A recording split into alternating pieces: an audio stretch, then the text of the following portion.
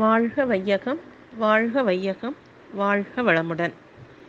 குரு வாழ்க, குருவே துணை.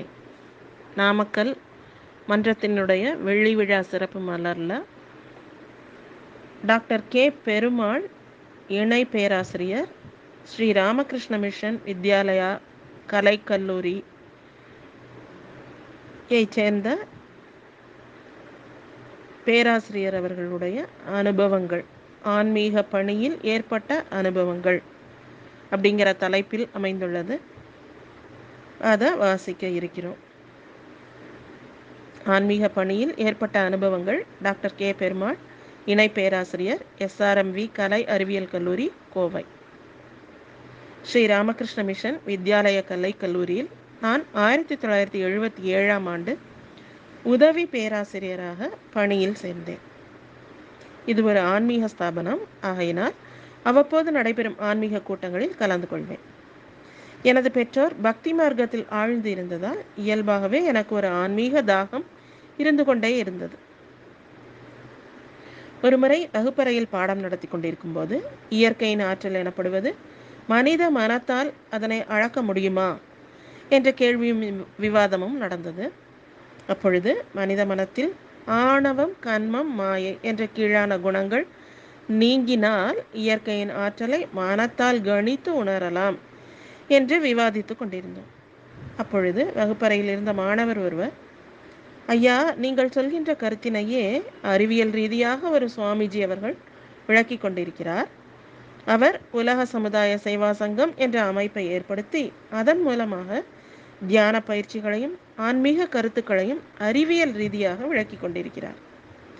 இதனுடைய கிளை ஒன்று நமது பெரியநாயக்கன் பாளையத்தில் செயல்பட்டு கொண்டிருக்கிறது. நீங்கள் இதில் கலந்து கொண்டால் உங்களது கருத்துக்களுக்கு மேலும் அறிவியல் பூர்வமான விளக்கங்களை பெறலாம் என்று அந்த மாணவர் எனக்கு ஆலோசனை வழங்கினார். அந்த மாணவருக்கு எனது மனமார்ந்த நன்றியை தெரிவித்துவிட்டு அன்று மாலையிலேயே அந்த இடத்திற்கு சென்று விசாரித்தேன். இது 1981ஆம் வருடம் நடந்தது. தற்பொழுது பேரூர் ஆசிரமத்தில் இளைய பட்டமாக இருந்து வரும் தவத்திரு மருதாச்சல அடிகள் அப்பொழுது எங்கள் கல்லூரியில் கூட்டுறவுத்துறையில் முதுநிலை பட்டம் படித்து கொண்டிருந்தார். அவருடைய முயற்சியால் பெரியநாயக்கன் பாளையத்தில் ஒரு நர்சரி பள்ளியில் தவ மையம் இயங்கிக் கொண்டிருந்தது. முதலில் நான் அங்கு சென்ற போது பேராசிரியர் TS சிவஞானம் ஐயா அவர்கள் தீட்சை அளித்து கொண்டிருந்தார். அவர் மூலமாக ஆக்கினை தீட்சை பெற்றுக்கொண்டேன். அதன் பின்னர் சுவாமிஜி அவர்களை பார்க்க வேண்டும் என்ற ஆர்வம் எழுந்தது. நேரடியாக பார்ப்பதற்கு வாய்ப்பு கிடைக்கவில்லை.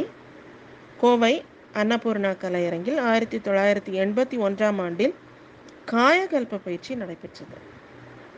அப்பொழுது கட்டணம் ரூபாய் 100. கரூர் கிருஷ்ணகவுடு தம்பதிகள் மற்றும் சிவஞானம் ஐயா அவர்கள் அங்கு பயிற்சி நடக்க ஏற்பாடு செய்திருந்தார்கள். அதன் மூலமாக சுவாமிஜியை பார்க்கும் வாய்ப்பு கிடைத்தது. மகரிஷியின் தொடர்பு.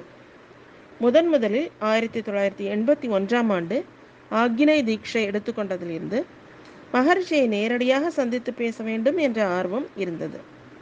பின்னர் 1982ஆம் ஆண்டு மகரிஷி அவர்கள் கோவை உட்லாண்ட்ஸ் ஹோட்டலில் தங்கியிருந்த போது அவர்களை தனியாக சந்திக்க முடிந்தது. அப்பொழுது பேராசிரியர் லக்ஷ்மணன் ஐயா அவர்களும் மற்றும் சில அன்பர்களும் சுவாமிஜியுடன் கோவையில் மன்ற வளர்ச்சிக்கான ஆலோசனைகள் நடத்தி கொண்டிருந்தார்கள். சுவாமிஜி அன்று சந்தித்த போது அளவிலா மகிழ்ச்சி ஏற்பட்டது. ஏற்கனவே துரியம் பயிற்சி எடுத்திருந்த போதும் மகரிஷியின் மூலமாக மீண்டும் ஒரு முறை துரிய பயிற்சி எடுத்துக்கொள்ள வேண்டும் என அங்கிருந்தவரிடம் வேண்டிக் கொண்டேன். மகரிஷியை அருகில் காண வாய்ப்பு கிடைக்கும் என்ற ஆர்வத்தின் காரணமாக அவர்களும் எனது வேண்டுகோளுக்கு உதவினார்கள். மகரிஷியின் அருட்பார்வை, காந்த கண்கள், கருணை கொண்ட பார்வை, குழந்தை போன்ற முகம், தீக்ஷண்யமான நோக்கு என்னை பிரமிக்க வைத்தது. இன்னும் எனக்கு நினைக்கும் போதெல்லாம் அந்த காட்சி மனதிலே தோன்றுகிறது. எந்த விதமான ஆடம்பரமும் எதிர்பார்ப்பும் இல்லாமல் ஹோட்டல் அறையில் கட்டிலுக்கு அருகில் அமர்ந்து எனது கண்களை நோக்கி அருட்தந்தை அருட்பார்வை பார்த்தது எனது வாழ்வில் பெரிய திருப்பமான நாள். அன்று ஆனந்தத்தை அனுபவித்தேனே ஒழிய இது ஒரு பெரிய திருப்பமாக அமையும் என்று எண்ணவில்லை. ஆனால் அன்று எனது உயிரோடு கலந்துவிட்ட சுவாமிஜியின் ஆற்றல் ஒவ்வொரு நாளும் எனக்கு திருப்பத்தை கொடுத்து வருவதை இன்று காண்கிறேன். அதன் பின்னர் 1982ஆம் ஆண்டு எங்கள் ஸ்ரீ ராமகிருஷ்ண மிஷன் வித்யாலய கலைக்கல்லூரியில் அருட்தந்தை அவர்கள் மாணவர்களோடு பேசுவதற்கு ஏற்பாடு செய்யும் வாய்ப்பு எனக்கு கிடைத்தது. அப்பொழுது சென்னையில் தற்பொழுது இருக்கும் மதிப்பிற்குரிய ஓய்வு பெற்ற தபால் துறை உயர் அதிகாரி தீனதயாளன் அவர்கள் உடன் வந்திருந்தார்கள். சுவாமிஜி அவர்கள் மாணவர்களுக்கு அலை இயக்கம் பற்றிய நீண்ட சொற்பொழிவை ஆற்றினார். ஆல்பா, பீட்டா, காமா போன்ற அலை இயக்கங்களையும் மனதின் நிலைகளையும் அறிவியல் பூர்வமாக எடுத்துரைத்தது பல மாணவர்களையும் ஆசிரியர்களையும் சிந்திக்க வைத்தது. அதன் பின்னர் 1984ஆம் ஆண்டு ஆசிரியர் பயிற்சி எடுத்துக்கொண்டேன். பெரியநாயக்கன் பாளையத்தில் பேராசிரியர் எஸ் அறிவானந்தம் ஐயா அவர்கள் தனது வீட்டு மாடியில் மன்றம் ஆரம்பித்து செயல்பட ஏற்பாடு செய்து கொண்டிருந்தார். இக்காலங்களிலும் அருட்தந்தை அவர்கள் 6 மாதம் இங்கு வேலை செய்வார். பின்னர் 6 மாதம் வெளிநாடு சென்று வருவார். அருட்தந்தை அவர்கள் கோவை வரும்போதும் ஆழியார் வரும்போதும் எப்படியும் சென்று பார்த்து விடுவேன். 6 மாதத்திற்கு பின் அவரை பார்க்கின்ற போது என்னையும் அறியாமல் கண்ணீர் தாரை தாரையாக வரும். அளவில்லா மகிழ்ச்சி. ஏதோ தாய் தன்னை கட்டி அரவணைத்து உச்சி முகர்ந்து முத்தமிடும்போது குழந்தைக்கு ஏற்படும் மகிழ்ச்சி, ஒரு சிலிர்ப்பு போன்ற நிலை. மற்றவர்கள் பார்த்து கேலி செய்வார்களே என்று அஞ்சி கண்ணீரை துடைத்து கொண்டே இருப்பேன். இதோ இதை எழுதும்போது எனது கண்களில் நீர் நிரம்பிவிட்டது. என்னால் தொடர்ந்து எழுத முடியவில்லை. அருட்தந்தையை நினைக்க நினைக்க மகிழ்ச்சி, ஆனந்த கண்ணீர். ஆக்னை தீட்சை எடுத்துக்கொண்ட முதல் நாள் முதல் என்னையும் அறியாமல் சில மாற்றங்கள் நடந்து கொண்டிருந்தன. என்னுடைய நண்பர்கள் பலர் நேரடியாகவே வந்து, நீ இப்பொழுதெல்லாம் நிறைய மாறிவிட்டாய் என்று சொல்வார்கள். ஏனெனில் பணியில் சேர்ந்தபோது எதில் எடுத்தாலும் ஒரு வேகம் இருந்தது. மாணவர்களிடமிருந்து ஏதோ சலசலப்பு கூச்சல் வருகிறது என்றால் அந்த இடத்தில் ஒரு கோபம், வேகம், மனதில் ஒரு கொந்தளிப்பு. அந்த காட்சியை பார்த்தாலே மாணவர்களுக்கு ஒரு பயம் வந்து தானாக அடங்கி விடுவார்கள். மாணவர்கள் தானே ஒரு ஆசிரியரின் உண்மையான சொத்து. அவர்களிடம் இன்னும் அன்பாக நடந்திருக்கலாமே என்று நினைத்து பார்க்கிறேன். வேலை செய்ய ஆரம்பிக்கும் போது நிறைய செய்ய வேண்டும் என்று எண்ணினேன். என்னை போல் மற்றவர்களும் கடினமாக உழைக்க வேண்டும் என்று எதிர்பார்த்தேன். எனது துறை தலைவர் கொஞ்சம் கோபக்காரர். வயதாகிவிட்டதால் புதிதாக படிப்பதில் ஆர்வமில்லாதவர். முடிந்தவரை வகுப்புகளுக்கு செல்வதை குறைத்து கொண்டவர். ஆனால் அவருக்கு கீழ் இருக்கும் அனைவரும் சரியாக இருக்க வேண்டும் என்று எதிர்பார்ப்பவர். தான் வேலை செய்யாமல் மற்றவர்களை விரட்டி கொண்டிருக்கிறாரே என்று அடிக்கடி எண்ண தோன்றும். சில சமயம் வாக்குவாதம் ஏற்படும். இதனால் எனக்கு கொடுக்க வேண்டிய சலுகைகளை, வாய்ப்புகளை அவர் மற்றவருக்கு கொடுத்து விடுவார். நான் ஆராய்ச்சி பட்டம் படிக்க வேண்டும் என்ற போது அதற்கு முட்டுக்கட்டை போட்டு வந்தார்.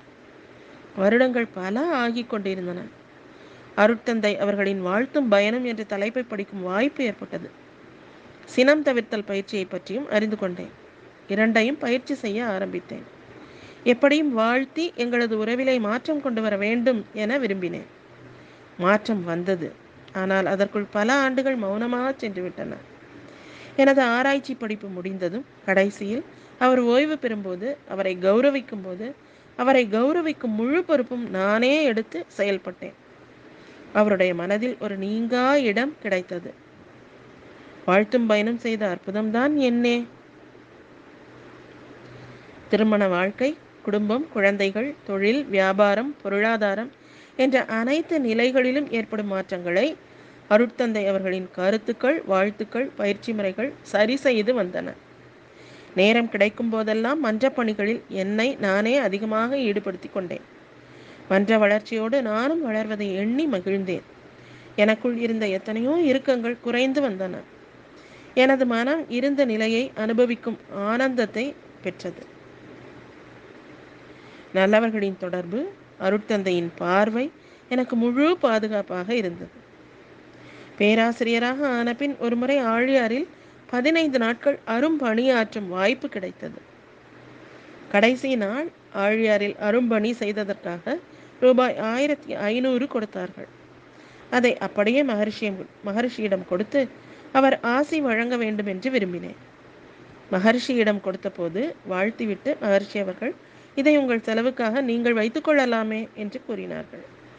அப்பொழுது மகர்ஷியிடம், அருட்தந்தையே, நான் கல்லூரியில் முதல் சம்பளம் வாங்கிய போது எனது தந்தையிடம் கொடுக்க வேண்டும் என்று எண்ணினேன். அன்றைய சூழ்நிலை எனக்கு அது இயலாமல் போய்விட்டது. இன்று எனது தந்தை இல்லை, நீங்கள்தான் தாய் தந்தையுமாக இருக்கிறீர்கள். ஆகவே இதை தங்களிடம் கொடுப்பது எனக்கு மன நிறைவு. தயவு செய்து பெற்றுக்கொள்ளுங்கள் என்று வேண்டினேன். அப்பொழுது அருட்தந்தை அவர்கள் சகோதரி உமா அவர்களை அழைத்து, இங்கே பார், எனக்கு 42 வயதில் ஒரு மகன். முதல் சம்பளத்தை எனக்கு கொடுக்கிறார். ஒரு குழந்தையை பெற்று வளர்ப்பது எவ்வளவு சிரமம்! பெற்று வளர்க்காமல் 40 வயதிற்கு மேலே சம்பாதிக்கும் நிலையிலே அந்த குழந்தை திடீரென வந்து நிற்கிறது பார் என்று கூறினார்கள். எனக்கு ஏற்பட்ட மகிழ்ச்சிக்கு அளவில்லை. என்னையும் ஒரு துரும்பாக நினைத்து மகனாக பாவித்த அருட்தந்தை அவர்களின் கருணையை நினைத்து பார்க்கிறேன். என்னை போன்ற ஆயிரக்கணக்கான லட்சக்கணக்கான குழந்தைகள் மகரிஷிக்கு உண்டு என்பதை அறிந்து மகிழ்கிறேன். அருட்தந்தையே, எங்கள் வாழ்நாள் முழுவதும் உயிர் உடலில் ஒட்டிக்கொண்டிருக்கும் காலம் வரையில் எங்களது எண்ணம், சொல், செயலில் நீங்களே விளங்கிக் கொண்டிருப்பீர்கள். எங்களது மனித பிறவி உங்கள் வாழ்த்துக்களால் புனிதம் அடையட்டும். வாழ்க வளமுடன். வாழ்க வையகம், வாழ்க வையகம், வாழ்க வளமுடன். குரு வாழ்க, குருவே துணை.